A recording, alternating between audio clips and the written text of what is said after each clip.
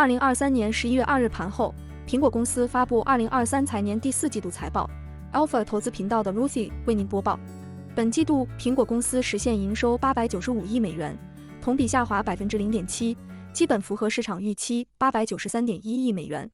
收入的下滑主要受 Mac 和 iPad 业务需求不足的拖累。苹果公司毛利率45.2%，同比增加2.9 PCT， 小超市场预期44.5%。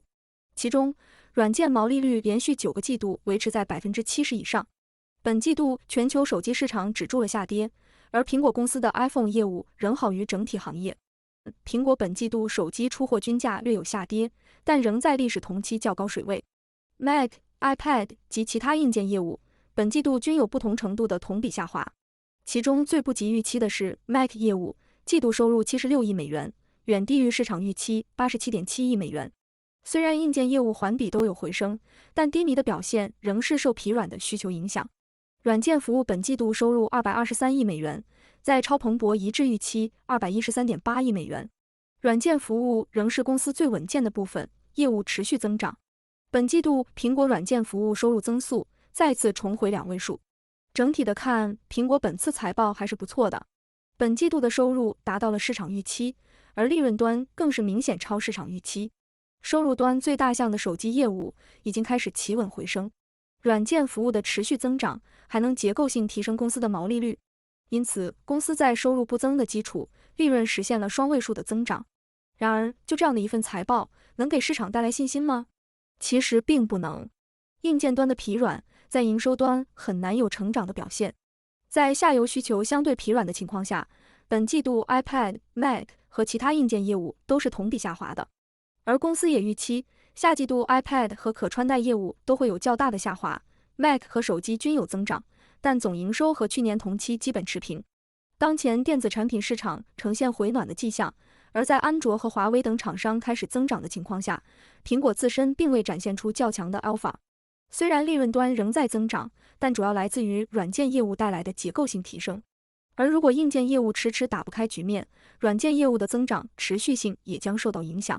结合苹果当前市值来看，这样的一份财报和预期势必会给公司股价带来压力。虽然公司在利润端仍是稳健的摇钱树，但缺乏成长性的看点将直接对公司的估值造成影响。我们对上述的各方面详细看看。苹果在收入端实现营收895亿美元，同比下滑0.7%，基本符合彭博一致预期893.1亿美元。对于本季度收入略有下滑，主要受 Mac 和 iPad 业务需求不足的拖累。从硬件和软件两方面看，苹果公司本季度的硬件业务增速为-5.3%。本季度硬件端的下滑最主要是受 Mac 和 iPad 业务全面下滑的拖累，而其中 Mac 业务虽环比有所回升，但同比有较大的回落。苹果公司本季度的软件业务增长16.3%，增速明显加快。软件业务具有一定的抗风险性，在硬件收入下滑下，软件服务重回2位数的增长。从各地区来看，本季度苹果在美洲市场止住了下滑颓势，而在其他各地区均有不同程度的下滑。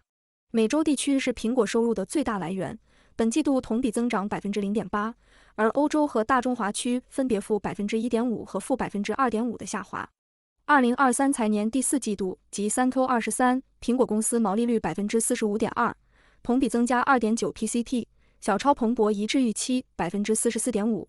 本季度公司毛利率继续回升，主要是因为较高毛利率的软件业务占比提升，结构性拉高了公司整体毛利率。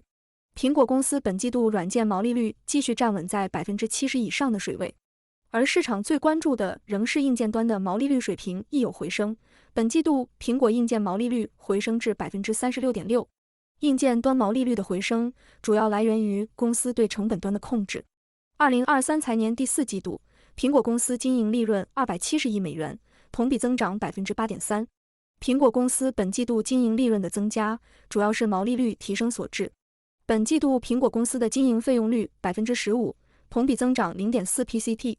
本季度公司的销售费用和研发费用表现相对平稳。2023财年第4季度 iPhone 业务收入438亿美元，同比增长2.8%，基本符合彭博一致预期436.5亿美元。本季度全球手机市场出货量同比基本持平，而公司手机业务略好于整体市场表现。根据 IDC 的数据，2023年第三季度全球智能手机市场同比增长 0.3%， 苹果本季度出货量增速为 3.3% 左右，公司的增长表现优于整体市场。结合 iPhone 业务收入和出货量测算，本季度 iPhone 出货均价为817美元左右，同比下滑 0.5%。今年 iPhone 15系列手机的发布时间略晚于上一代，一定程度影响了手机均价端的表现。2023财年第四季度 Mac 业务收入76亿美元，同比下滑 33.8%， 是硬件端最低于市场预期的 87.7亿美元。根据 IDC 的报告，本季度全球 PC 市场出货量同比下滑 7.6%， 而苹果公司本季度出货量同比下滑有20百分号价。Mac 业务本季度的较大下滑，主要是因为去年同期渠道商有强烈的补库存需求。从环比来看， Mac 业务环比有所回升。整体 PC 行业经历长时间的去库存后，当前已经开始逐步回暖。而苹果 Mac 业务本季度的表现也是疲软阶段的相对正常表现。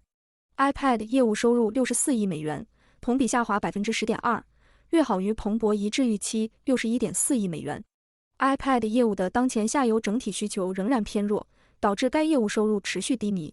可穿戴等其他硬件业务收入93亿美元，同比下滑 3.4%， 略低于彭博一致预期 94.3亿美元。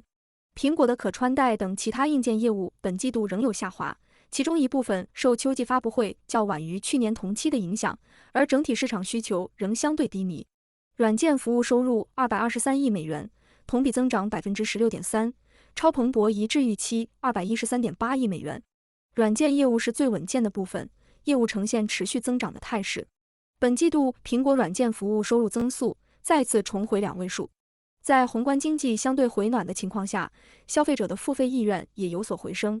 在软件服务中，最让人关注的是软件服务的毛利率水平。在本季中，软件服务毛利率实现 70.9%， 连续9个季度站稳在 70% 以上。具有稳步增长高毛利属性的软件服务业务，已经是公司利润的重要组成部分。